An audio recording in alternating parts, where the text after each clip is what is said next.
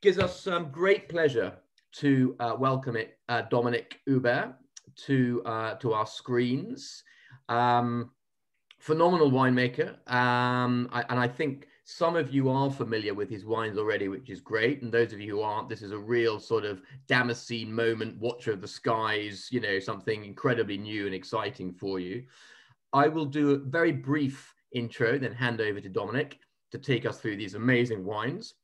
So, I mean, I guess Dominik's story of good Bavarian stock met up with Eben Sardi of South African winemaking fame in 2000 at Mas Martinet. And I think you guys made your first, or you got your first bought-in fruit, made your first vintage in 2001. And yes. that was 2001, that's right. And then moving rapidly into the village of Torroja, where you really began the operation. I'm sure you'll tell us more about this incredible village and the terroir around it.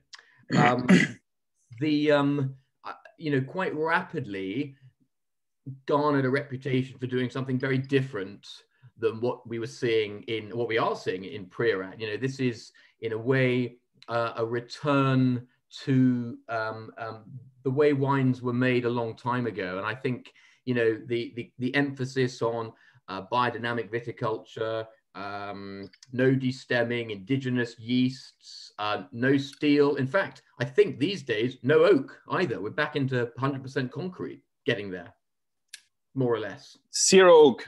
Zero oak, there we go. We are done with oak. No pigeage, you know, making pretty amazing, very, very distinctive wines, unlike any I've ever tried in Priorat before. You know, we've had the pleasure of knowing Dominik for a few years now. I did a tasting with Dominik for an operation called The Vines, where we did our own blending of different vintages and different wines. That was my last piece for How to Spend It, actually, if anyone's interested. But fascinating project, blending my own version of Terroir Al Limit. And, you know, along with the amazing wines has come some impressive global recognition as well. Louis Gutierrez, for the Wine Advocate, is clearly a big fan. And I liked his comment saying that, you know, Dominik's wines are about a naked expression of the grapes and places, and wines of great purity. I think that's a nice kind of summation of what Terroir Al Limit is doing and the wines that you're making. So without further ado, over to Dominik. Tell us all about the wines, all about Torroja, and away we go. Well, thanks so much. And hello, everybody. And thanks so much for your interest. I think that's a very special time, the last year that we are passing. And we have these wonderful technical possibilities to not have the same situation that we're used to, but at least alternative. And I think it helps a lot to keep us connected and enjoy wine together. So tonight we're going to speak about several wines that we produce and about the philosophy, about the visions, about what we do and our passion and why we do that. And we're going to taste some beautiful wines together. So again, thanks so much for your interest. Welcome. Thanks so much also for introduction. You do that much better than myself. You know very well what we do and what we don't do. And I'm very happy about hearing to your introduction and your little speech. And yeah, it's beautiful because we are living here in the little village of Torroja del Priorat. And to be very honest, we really miss traveling. And it's very funny because the last trip we did was actually London. So my last trip before COVID hit us was the Vinateurs of this beautiful big tasting in London. This was the last time I took a plane. Exactly 1 year ago, exactly on the spot 1 year ago. So I think it's quite remarkable what special times we are passing. And I think we are all quite looking forward to some changes. I just postponed another trip. We wanted to go for a little short holiday to Italy, which we decided in the end not to do because you have to cross France, you have to do a test up and down, and again on the way back. So in the end, we decided not to go. We're gonna travel and visit some winemaking friends in Spain, which is also important, some relationships and to learn what they do. And I think that's also very important. At the moment, we are in pruning. We are pruning our vineyards. We took a very important decision this year. We're gonna certify the whole domain, Terroir Al Limit, Terroir Sans Fronteras, and also Históric organic, and the domain Terroir Al Limit even biodynamic. So it's a very important moment in Terroir Al Limit. I was always against the certification because I thought this is just for the paper and for the marketing and for the press. But I think there's more and more final consumers that think it's very important also to know how the wines are made. And they also want to see it on the labels. So this is what's happening actually at the moment in our domain also. Maybe just to give you an idea where we are located, we are south from Barcelona, about 1.5 hour drive. So you go from, I'm always, very often I take people for a little trip. So let's say we start in Paris, driving with the car. We go down south, the Rhone River. We come through Lyon. We go towards the south of France. We come through Perpignan, which is a very important place for me because we got very inspired by the domain Goblet and Matassa many years ago already for our winemaking style. So this whole idea of whole grape vinification, whole cluster, and no destemming. This is a bit the influence of Tom Löbe from Matassa, and also Lionel Gobet from domain Gobet. We cross the border, we come to Girona, super important place because of, I'm going there this weekend actually to visit some restaurants because it's the mecca of gastronomy in Catalonia. And this is actually one of the big points we're gonna talk tonight also. I'm a food lover. I'm a real very passionate person when it comes to restaurants and cooking. And this is also the motivation that drives us to make the wines that we do. We don't feel like winemakers that want to make a big point and show a big wine as big as we can. We do something very different. We really like to get known to the local cuisine. And when I talk local cuisine, I don't mean Torroja del Priorat. I'm also not meeting Reus or Tarragona. I'm talking about Barcelona, Girona. I'm talking about the really great restaurants in Catalonia. And we have some wonderful chefs here. We have some wonderful products. We have all these fantastic shellfish, fish, vegetable, olive oil, meat. And we have wonderful young people inspired. It started with Ferran Adria. It continued with the Celia de Can Roca. And now we have all these people all around Catalonia that make all these great dishes. And for us, this is what we see as our mission. We want to make wine for that restaurants, for that dishes. This is what drives us. This is our passion. And this is what Terroir Al Limit is about. It's not about making the most famous and the biggest and the most important wine. That's not at all our point. The point is to please gastronomy and to please the people and to make people happy and to share the wines with people that are really interested in that. I think we can start tasting already. So otherwise the hour will fly very fast. So the first wine will be the Históric white. Yeah, that's the idea. We're gonna taste now 3 whites and 3 reds. The first wine will be the Históric. That's a new project that we started in 2015. So in the world of food, there is not only 3-star Michelin restaurants. That's something really wonderful if you have the opportunity to go to a 3-star Michelin restaurant. I enjoyed it very much. I do that actually quite often, luckily, but you can't do that every day. That would be terrible. I think the life would be very sad if you go every day to these kind of places. I think this always go to a place like this where you share that with the person you appreciate. But in the normal life, in the everyday life, there is a lot of tapas bars, brasserie, trattorie, all these beautiful food concepts, simple food concepts where they serve honest, real food. And for this honest, real food, you need an honest, real bottle of wine. And this is the idea of Históric, or a democratic, nice food experience to mariage together with that experience, and it's a blend of 75% Grenache and 25% Macabeu. It's without any oak, so it's vinified and aged in stainless steel. So very straightforward vinification. We work very manually. So we empty the crates by hand into the tank. We step on them very, very softly. No extraction, no push, lying on each other, and they just macerate. It's like tea making. And I think you guys, you know what I'm talking about.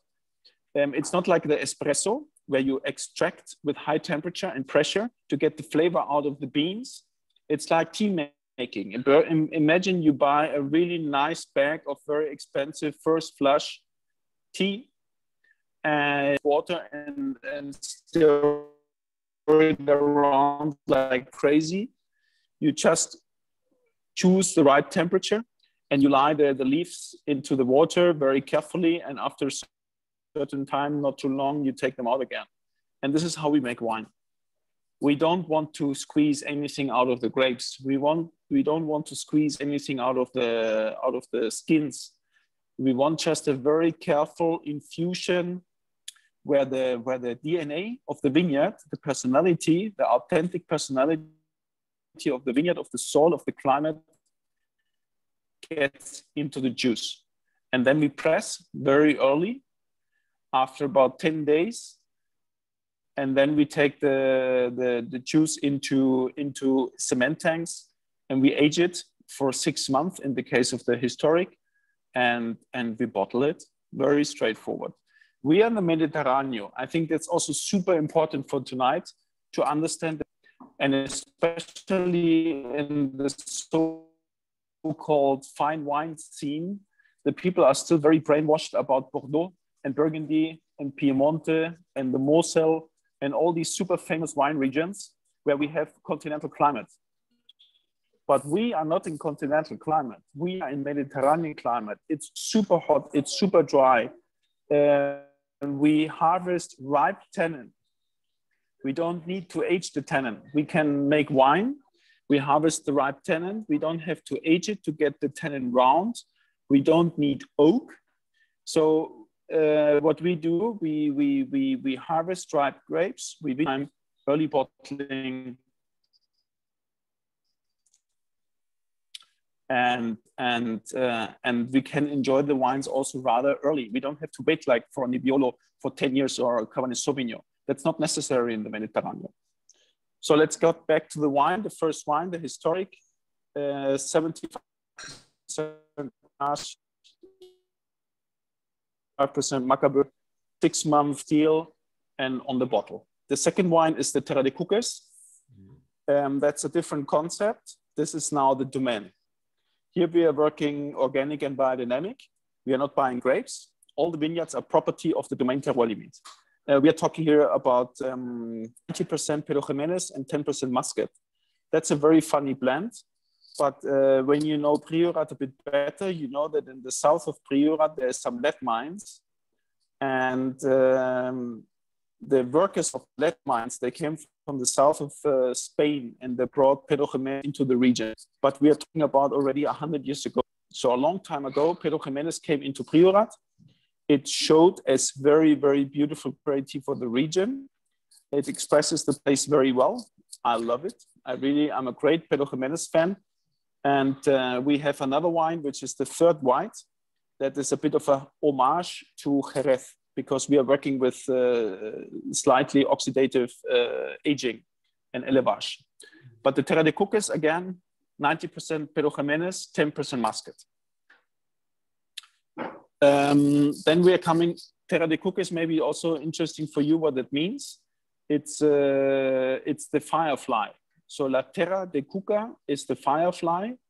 And we also have a very short little sentence written on top of Terra de Cuques. It's the Terra Viva. It means that the vineyards are coming from very, very healthy soil. So everything is organic, everything is biodynamic. Fireflies, they hate herbicides, they hate pesticides, and they hate very dry and hot places. So it's the perfect place for great quality growth of grapes. And this is the material we make the Terra de Cuques of. The third white wine is something very special. The reason for producing this wine was actually a visit in the Celia Can Roca, Pedra de Guix. I was sitting there after a very, very tense tasting in the early morning. It was my first visit to get known to Josep Roca and to the Celia de Can Roca. I was actually quite nervous, I have to say. And he was tasting the red wines that we were producing for the very moment. And he was very nice. He's a very nice man. He's very charming. He's very sensitive, and he really made me feel very comfortable. I was showing the red wines, and then he just said what I'm up for now after the tasting. And I said, well, I was planning to drive back home. And he said, no, you stay here. I invite you for lunch. And these was the days where I haven't been able to pay that lunch myself. So I was extremely happy. And I was sitting there at the kitchen table, which is the so-called famous, beautiful table, because on the one hand, you see all the people getting their beautiful plates. And on the other hand, you see the chefs running around and preparing all these wonderful food. So I think it's the best place you can sit in a restaurant, especially when you're on your own, enjoying that experience. And he was sending 15 wines. It's the menu, the typical menu of Can Roca. And there was, out of the 15 wines, there were coming 12 white wines. So imagine what it means for a red winemaker in Priorat that invested all his money, all the energy, all the work, trying to make as beautiful red wines as possible. And then you go to the restaurant of reference in the region, in Catalonia, and you get only white wines with the best menu of you can think of. So I was a bit shocked. And I didn't ask too much. We didn't speak too much. He was just around very nicely. And on my way back, I took the decision that I have to really start to make white wine now, because I understood that if you want to please, if you want to really mariage with the local cuisine, you can't just make red wine. You have to make white wine.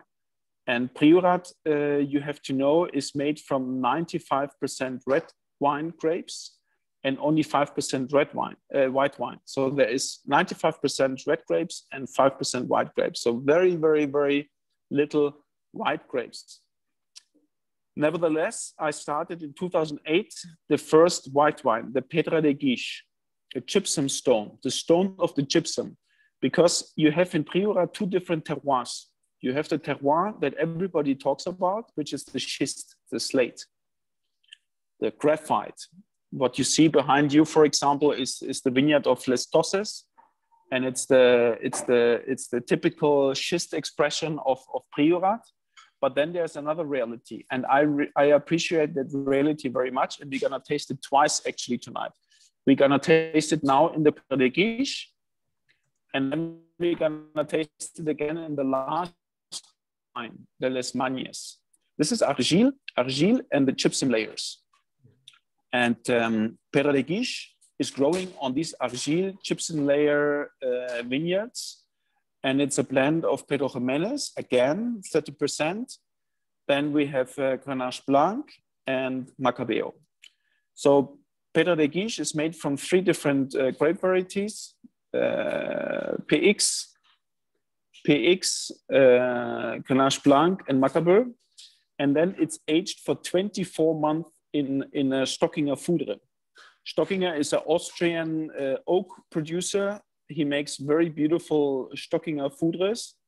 It's the last foudre that we have now in the cellar, because there's also some news in Terroir Al Limit. We started in 2017 in Monsant.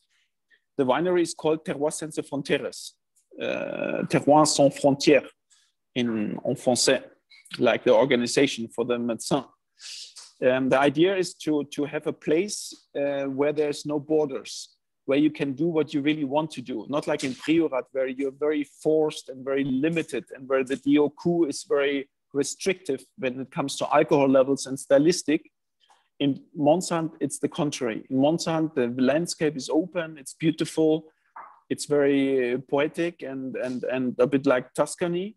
And you have a very liberal DO, the denomination of origin. So you can harvest much earlier with lower alcohol levels. And we decided from day one that we don't want to have any oak, no barrel, no foudre, no whatsoever oak in the winery of Monsant. And we are so happy with the results of the first 3 vintages of Monsant that we decided to sell all the oak in Terroir Limit. So Terroir Limit 2021 vintage will be 100% without oak vintage. The only exception is the Pedra de Guix. So only Pedra de Guix will be in oak. All the other wines will be out of oak. And there's also, it sounds a very crazy decision, but there is also a bit of experience comes behind the decision. The Magnes, Les Magnes, that got the 100 points of Luis Gutierrez in 2016 was already without oak. It was 100% cement cask, tank. And the same in Arbossar. Sorry, Dominik, I was just going to say, it's really interesting that you're taking that direction when you look at sort of other trailblazing growers in different regions, like Loic Paquet in Libe Pater in Bordeaux, who I know attracts quite a lot of controversy, but you know, he's done his most recent vintage of Bordeaux, no oak. If you look at Charles Lachaud, at Arnaud Lachaud in Von Romane, you know, he's now done cuvées without oak. So clearly there is a movement. There is a movement to lose oak altogether. It's happening. Yeah, it's happening. And I think when you have a vineyard like the one that is just behind you, like Les Tosses or Les Magnes or Arbossar, and you have this beautiful history of 100 years of nature and the connection between beautiful 100-year-old plants and the very specific soil and a fantastic viticulture of a really great experienced team, then we are talking about a treasure of nature. And that treasure of nature, in my opinion, doesn't need to be, there's no need for maquillage, for whatsoever influence after just the harvest and the vinification. So we trust really in our vineyards. We trust in our vineyard team that does a great job. And Tatjana and myself, she's the head winemaker. In our operation, we really decided that we don't want wood anymore. We do that really in a very simple but very, very thought of way, and we are super happy with the results. But I also have to say that you need a strong position in the market. You need a really strong position to be able to be so radical. I'm aware of that. I think let's be honest. If you start and you just make your first vines, I think it's difficult to do something like that. But when you have a certain history and a certain reputation and you have a certain crowd also that follows you because they trust you and they like what you do, I think then is the moment when you can be a bit more, revolutionary. Yeah, you just go and follow your feelings and you follow your passion. And because you have somebody that will follow you and appreciate that decision. I think the important thing is, Dominik, that clearly for you and and other winemakers who are on this path, it is an evolution. You've not just started doing this on a whim. It's clearly something which you've identified over the vintages that you don't need the oak. The oak doesn't benefit your style of wines. We've got a couple of questions in the chat, actually, Dominik, which would be good to just cover off now. Firstly, Anna was asking, interesting question, what is the classic expression of Pedro Jimenez on the bouquet and palette? And then a bit later on, Nacho was asking, are your concrete tanks lined with anything? So if you could just deal with those two, please, and then we'll move on to the reds. Thank you. Yes. When it comes to Pedro Jimenez, it's not so much the fruit and the flavor, it's rather the texture. And it's this capacity by aging it in a rather oxidative style to get a huge complexity into the wine. And again, the texture, I think, is the beautiful thing about Pedro Jimenez, what we love so much. And when it comes to the cement tanks, we are not lining them at all. They're completely natural and open, and that's the beauty. It's a bit complicated to work with this kind of cement because you have to be very careful with the hygienic situation. You have to keep the tanks always full and very, very clean and tidy. But we like that the tank can breathe. That's super important. When you line the cement with some epoxy, you lose the capacity of the cement to breathe. And I think that's super important because the wines, they need some oxygen in the beginning, the first few months. We're not gonna age them anyway too long in the containers, but it's very important that the wine can breathe. And this you only gain by having it not lined, open, natural. Thank you, Dominik. Great. Are there any more, just whilst we're pouring our first reds, we're running to time, which is always nice. Were there any more questions or comments people wanted to raise now before we move on? I just had a quick question, Dominik. The Pedra de Guix, which is 16, is, you know, really an interesting, like you say, that Pedro Jimenez provides a real interesting sort of structure to the wine. But in terms of ageability, you know, it's had some time on it. For you, how do you see these wines evolving past? For me, I mean, it's very little experience with a blend like this to be able to see how it would evolve further. I can imagine. I don't think that there's another wine like that. No. Yeah. My experience, I'm producing this wine since 2008. And I'm super, super excited about the capability of aging, the ageability of these wines. They can go forever. We just drank some beautiful bottles of 2011, for example, that are super young and super fresh and still very, very alive. 2009 even. So I think the Pedra de Guix can really go forever, and it ages actually better than red wines. That's really the amazing, surprising thing about Priorat white wine. People always talk about the red wines, and the white wines got forgotten for a long, long time. But it's actually the white wines, in my opinion, that really can transport the very specific personality of Priorat very, very well. And they can go forever. They can really go for a long time. 20 years, 30 years is nothing for Priorat white wine. Wow. Dominik, I also wanted to ask something similar about the prominence. I mean, I just love these white Priorats, but they're really hard to find in the UK. So, I mean, overall, what's the sort of is white Priorat gaining in prominence within the region? And what sort of percentage of Priorat is white? Well, what I can tell you at the moment, there is only 5% of white grapes, but this is growing a lot because people planting lately quite a bit. So the percentage is growing. And when it comes to our personal situation in Terroir Al Limit, we have a growth in the last 2 years of 30% in the white wine sales. So it's really going through the roof at the moment. The people really understood that Priorat is not only about red wine, that there is something else, that there's also white wine. And then again, I have to always remind you, which is the gastronomy. The gastronomy, it just makes so much sense when you have these, imagine you have a beautiful plate of gambas from Palamos or from Tarragona, and you want to enjoy that with a glass of wine. You're not gonna take a typical 15% oaky, ripe Priorat wine, red wine. What you want is a fresh, crispy, light, slightly chilled white wine. And this works just wonderfully well. And this is what the people, I think they understood, and they're looking for these white wines now. Totally. Anna, I think you had a question before we move on.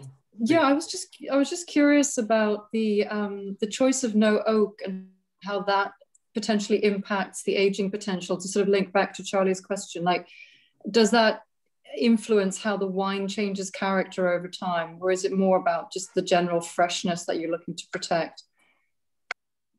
I think it's both. I think if you are into fine wine and you have a place where there is a certain cost when it comes to landscape and work and all that, and the cost of land,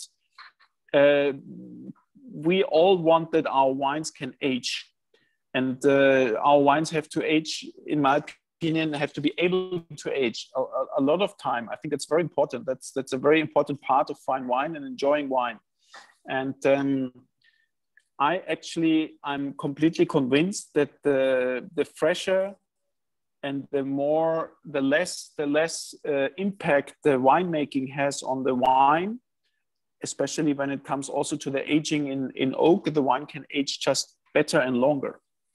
I think the oak takes a lot of energy. It takes a lot of energy out of the wine, the oak aging. I can see that with our own production. I can see that with, we started in 2001. So we're talking about exactly now 20 years of history. And I can see that the wines that were made with more impact of oak, they get earlier to a more tired oxidative profile than the wines that were made fresher with a more reductive style and with less oak impact. So I'm very positive that the wines without oak can even age more than with oak. There you go. Perfect. Well, Dominik, let's move on to our first red now. Although we are coming. Am I right in thinking that this is the old name for the wine as it now is? Because not all. I just wanted to mention that. Right. Yeah. So we always had a problem with the DOQ Priorat because we were always the terrorist in the region. We were always the domain that were doing things different, and we always had struggles with the tasting panel of the Terroir Al Limit of the Priorat DOQ. And always when we sent in the wines to the DOQ to be tasted, they rejected them very often by being non-typical. So there was a lack of typicity in their opinion. If the wines don't have a certain power, extraction, strength, color, oak impact, and alcohol, they don't recognize the wines as being Priorat. And we are looking for the contrary. We are looking for light, fluent, fresh, rather acidity-driven wines with low extraction and rather low alcohol. So this was always our problem with the DOQ Priorat. And we finally decided that we want to move the Torroja out of the Vi de Vila concept. And this is why we changed the name, and the wine is now called Terra de Cuques Tinto. So it's the same name like the white wine, but it's not called Torroja anymore. It's called Terra de Cuques Negre Tinto. That's the reason behind it. It's a blend of 50% Grenache and 50% Carignan. This has never changed. This is always the blend that we use. It used to be aged in foudre for a long time, but also now this year, the 2021 will be the first vintage that the Terra de Cuques Negre will be complete without oak and will be vinified and aged only in cement. So I think it's a very typical wine for Priorat. It's maybe our most old school wine that we used to produce, because even the 2020 or let's say 19 is still a bit, you can feel the foudre, you can feel the oak impact a bit in the wine, but it's a beautiful fresh fruit and it's very fluent. It's not too heavy and the alcohol is not too much. So I think it's a nice expression of the combination of the Grenache and the Carignan. You can feel the graphite from the schist, because Torroja del Priorat is a village which is completely dominated by the schist soil. So you feel the graphite. I think it's a really beautiful entrance level wine to get known to the domain Terroir Al Limit. Dominik, there's an interesting question from John that's popped up on the chat there. Do you think that this is also a product of a shift in the gastronomy towards lighter sauces and precise concentration of individual ingredients? Is there kind of a mirror? Absolutely. In the wine world? Absolutely. I like that question because this question just confirms what I was trying to explain before.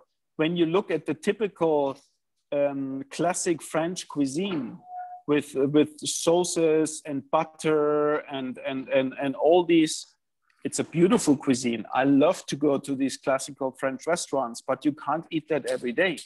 It's just not healthy. It makes you big and important, and it doesn't make you light and healthy and it's just a different approach, and we are not working physically anymore. We are sitting mostly in offices, and we need a completely different nutrition.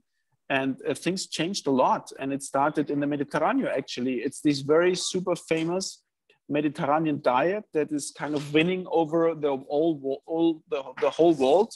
And you can see that in America, you can see that in Australia, you can see it in Denmark, you can see it all over. It's very interesting how the Mediterranean diet is kind of ruling the world when it comes to modern cuisine. It's the beautiful products, and it's the very respectful way of dealing with these beautiful products in the cuisine, and to show really the original flavors and not mixing things together to create something new and then having butter and all that involved. But we are talking rather about olive oil and the authentic expression of the beautiful products that we have here. And as a consequence, you need different wine. And the winemakers are always late because the whole process of winemaking takes just much more time. You have to plant a vineyard, you have to wait 30 years. You can only make 1 year, every year one wine. A chef is just much more dynamic. Chef goes to the market, comes back to his kitchen or her kitchen, and makes a very specific dish, and the next day they can do it different. For a winemaker, the whole thing is not so dynamic. It's slowlier. There's a question about the alcohol content. To be very honest, I don't know by heart the alcohol content of the wine, but it should be around 13.5, maximum 14. The problem is we have a regulation by the DOQ which doesn't allow us to make red wines with less than 13.5% alcohol. In Monsant, we can make red wine with 12.5% alcohol, which is just 1 degree less, which is wonderful. In Priorat, this is not possible. In Priorat, you have that minimum level of alcohol, which for Grenache is already quite high. Red wine is okay, 13.5, but for white wine with 13% is really a problem, because a white Grenache with 13% alcohol is already too ripe, and it loses its acidity, it loses its freshness, and it loses its vibrance. And that's very sad if you have to wait just by the law to get your vineyard overripe and lose acidity and then have to live with the grapes. So that's a bit the problem of the place of the regulation of the authorities. Dominik, there's been some sort of suggestions in the press, critics and commentators have suggested that you have a Burgundian approach to winemaking here in Priorat, that, you know, you've got a very solid concept of the notion of cru wines. So yeah, could you kind of, you know, unpack that a bit more, maybe with reference to the soil types, but also, you know, how do you identify what is effectively a cru in Priorat? Well, I identify that strictly by quality. And when I work with a piece of land for 10 years or 20 years, then I really realize that one piece of land gives me a certain quality and another piece of land gives me a different quality. And we really found out that vineyards like Les Tosses or Les Magnes for us are the top level of quality. And then we, for example, have the next wine that we're gonna taste, which is the Arbossar. We categorize that as Premier Cru. And then we have the Torroja that we are just tasting at the moment. being village. And the funny thing is that the Deoco Priorat is in a way following us now with what we kind of put into place. We call it the pyramid. And the pyramid, they call it now, instead of Grand Cru, they call it Gran Viña Clasificada. And then they have at the village, they have the Vi de Vila. And in between, they have the wine, the Paraje. So it's very funny to see that on the one hand, we get criticized for introducing something which has been proven for hundreds of years in one of the most established and respected wine regions of the world. And that exactly now, Priorat, that was rather kind of a bit criticizing us for what we did, is putting exactly the same thing now in place, just giving it other names. Mm. And I think that that possibly goes some way to answering Hugo's question there about why bother with the classification. In a way, you're not. They're bothering with you. It sort of seems that you're actually leading the evolution there. Well, I think in a certain way, we definitely influence the evolution in Priorat. Yeah, I think we can't negate that. And it's also an honor for us to do that because we believe so much in this wonderful place and these beautiful vineyards and this wonderful history and culture that we found, 100-year-old vineyards. And I think these places, these vineyards, these pieces of land that really deserve to be presented in the right way to the audience and to the wine connoisseurs. Absolutely. And just before we move on to to discuss the Arbossar a bit more, there was another question there just from Valentin there about, are you using some concrete eggs in addition to the concrete tank, or what shape are your fermenters and your ages? Because I know it's important. Well, as we finally decided to sell all our fooders. So just 6 months ago, I sent an Instagram message saying all the Stockinger fooders of Terroir Al Limit are for sale. It took us exactly 10 days and everything was gone. And I don't say any names, but there is some very important names here in Spain that called and bought the fooders. And I'm very happy about that because I think they need to go into really good houses because we treated them very well, and it's a great craftsmanship that we bought, and I'm happy that this continues into good hands. When it comes to the shapes of concrete, there we are just finding out. We bought two cement tanks. They're called Diamond. They have a kind of a strange shape outside, but inside they are like two eggs that are running parallel. And then you can have them in horizontal and in vertical shape. We have chosen vertical shape because we don't want too much contact to the lees. And then we also have some eggs. I like it when it's round. I really like when the yeast and the lees can move through fermentation and also through aging. There's a lot of stories about all that. I think we have to be careful to not believe everything. But for example, it's very interesting in eggs that the design allows the wine to absorb more yeast and lees than other shapes. So the square tanks are definitely the most practical ones to work with because they also allow you to have most quantity and space. But the eggs, I think, are very interesting. But to be really honest, to answer all that, I think we now need a few years of experience to really see which shape leads to which stylistic in wine. And the Arbossar, Dominik, this is, I'm right, this is 100% Carignan? Yes, Arbossar is 100% Carignan. Mm-hmm. It's our oldest vineyard. It's 108 years old. Yeah. And how vigorous is it? What are you cropping at? I mean, this must be very low yield. You couldn't call that really vigorous. You could call that rather super poor. Mm-hmm. It's the moment where you ask yourself, where is the future for the vineyard? Uh-huh.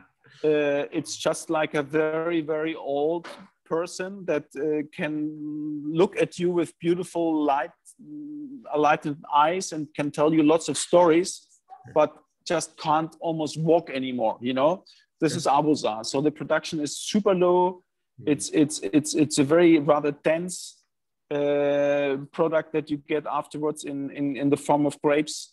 So I honestly, what we did now, we are buying the land around our crus and Grand Crus, and we are replanting because we have to get organized for the future.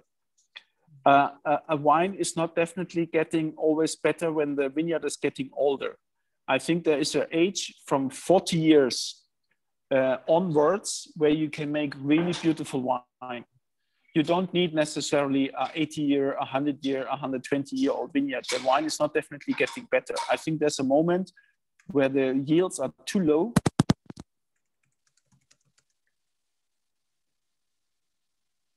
Oh, Dominik, I think you might have knocked your earpiece or something. You've suddenly gone silent.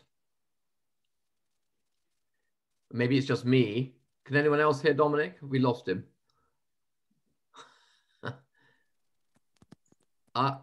That sounds better. Now? Yep, now you're back. Can you hear me? Yeah. Okay, thank you. All right, so I was just mentioning that it's not always the best. The oldest is the vineyard. It's about the equilibrium between the power and the energy that the soil gives to the plant, and the vigor of the plant, and the equilibrium then in the grapes. Totally. It's that nice blend of wisdom and vitality, isn't it? You need some of the younger vine fruit just to give that energy. And I think so. I think so. It's always nicely to read that the vineyard is 120 years old or 90 years old. But I think the most important in the end is always what you have in your glass. And I think it definitely makes sense to also look for the future and to replant and to start slowly, surely to establish younger vineyards, to slowly, surely become mature vineyards, and to show again the character of the place in the perfect way. Absolutely. And Dominik, again, a great comment from John there. And because we have the benefit this evening of a number of top sommeliers joining us, I think it's a kind of almost like a question I'd open to the assembled guests. You know, in the profession, in the trade, are these the sort of wines which, you know, you would find yourself recommending to customers in restaurants? Because, you know, if you don't know them, they're very niche. I mean, some of your bottles, Dominik, you make about 1,000 bottles. So you know, for the sommeliers among us this evening, you know, are these the styles of wines that you're finding interest and traction from customers, from consumers? Sorry, I don't understand the question. Would you mind repeating? Sorry, Dominik, that was actually more a question for some of the attendees than yourself. I was really intrigued through John's question back at him and back at some of the people on the call. If you want to carry on, please do. Just perhaps if anyone wants to answer in the chat there, would be very intrigued to know what the reception is of this style of wine in your restaurants. So it'd be interesting. Sorry. Okay. Distracting people. You carry on. Okay, so we have two more wines. We have the Arbossar. We were talking about the wine already. It's 100% Carignan. It's our oldest vineyard. It's a north-facing vineyard. That's very important because Arbossar is, I think, a very unique Carignan. It has a very beautiful red fruit, almost feminine expression of Carignan. So blue fruit, red fruit. It's very, very elegant and fluent. You feel the graphite, but not so much like, for example, in Ditzel Terra or in Les Tosses, which is our other 100% Carignans. So it's a very atypical Carignan. I love Arbossar. Since we vinify Arbossar since 2003 actually. So it's a long time already that we vinify that very, very beautiful vineyard. And what is amazing, that in the last, I would say 5 years, we really got to a beautiful level of viticulture, and the wine is becoming better and better. It's becoming more transparent. It's becoming more complex. It has a unique personality, and we really love Arbossar. Yeah, it's a beauty, isn't it? Yeah. Do you think that the future of Priorat at the highest level is single varietal wine, or still happy with blends? That's a good question. Yeah. I think the Mediterranean is about blends in general.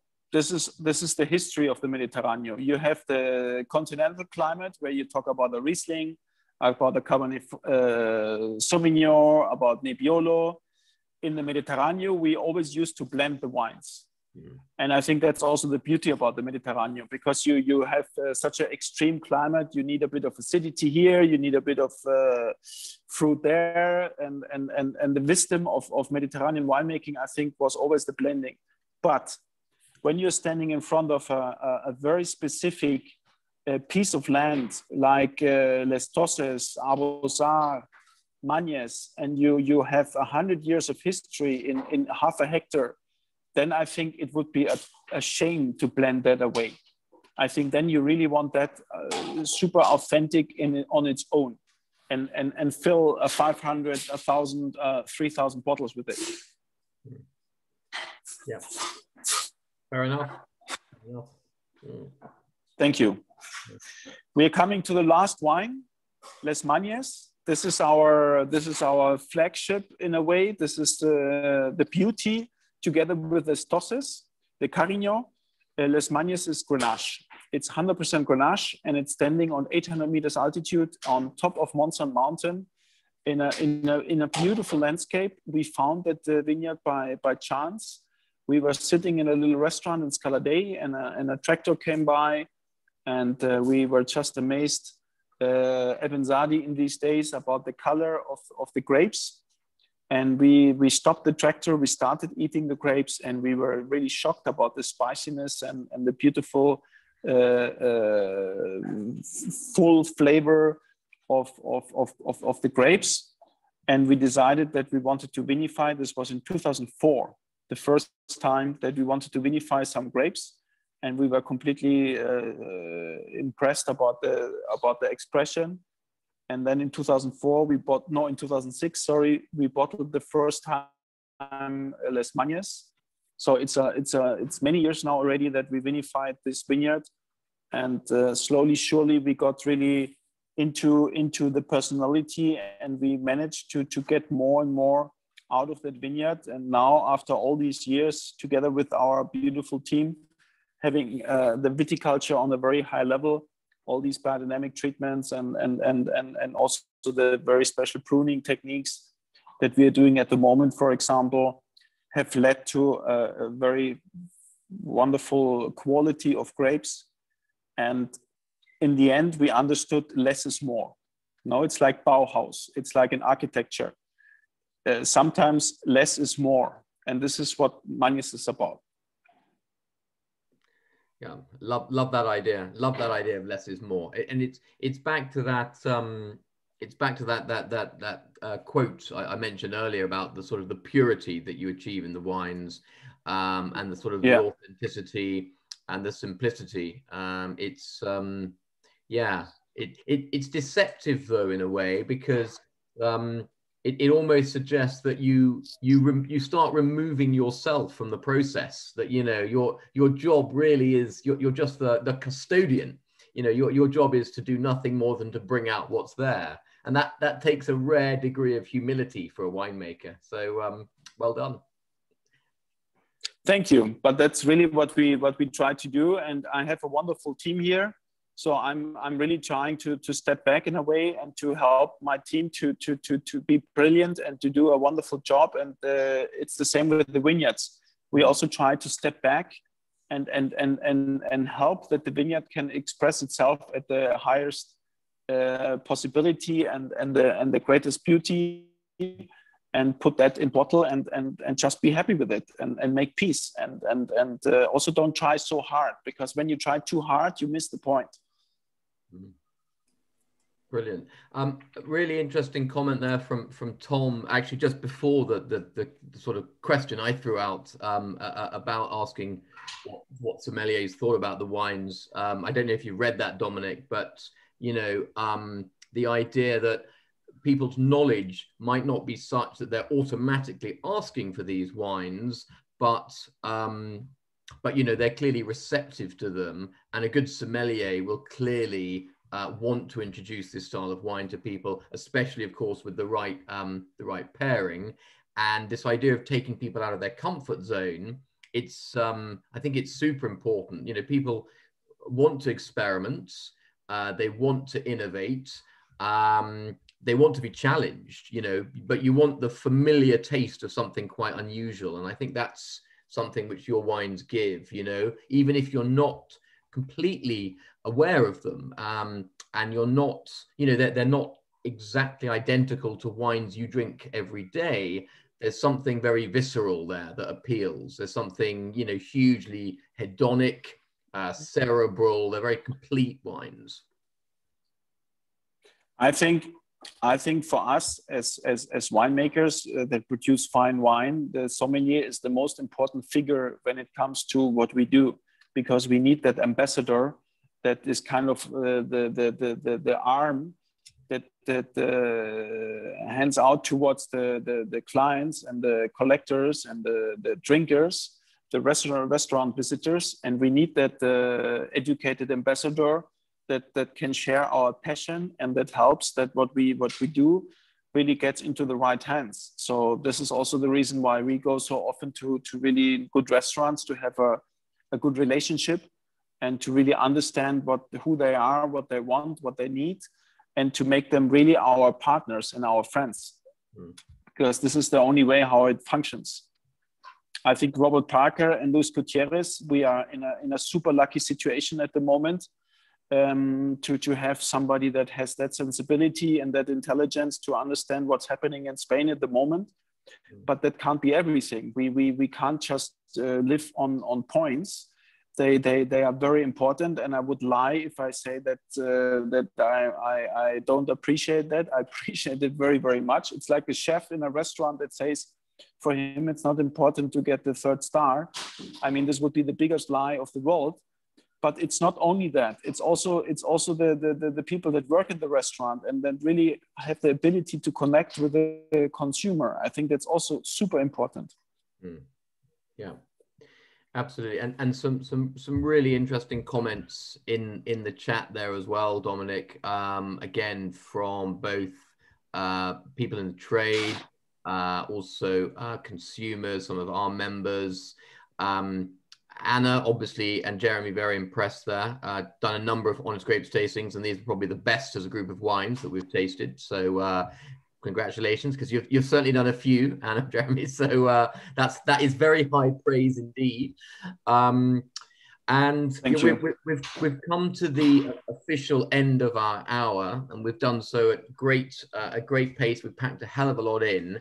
So for those of you who need to disappear off now, then thank you very much indeed for joining us, and obviously thank you, Dominik, hugely for giving up your hour and for taking us through these wines. If others would like to stay on for another 10-15 minutes and, you know, continue to chat about the wines, ask questions, comment, then you're very, very welcome. We do have some of the wines available, obviously have to point this out, and not all of them, sadly, and in pretty small quantities, but Charlie will be assiduously sending around an email to everyone this evening to let you know what we've got, either in now or coming soon. So, you know, don't hesitate when that email comes around, because fingers on the buzzers, you get the wine, basically. So again, thanks so much, Dominik. Thank you very much indeed, everyone else, for joining us. Again, those who need to go, off you go, and thank you. And those who want to stay on and ask some more questions, please do. Thank you, Dominik. Thanks so much for everybody to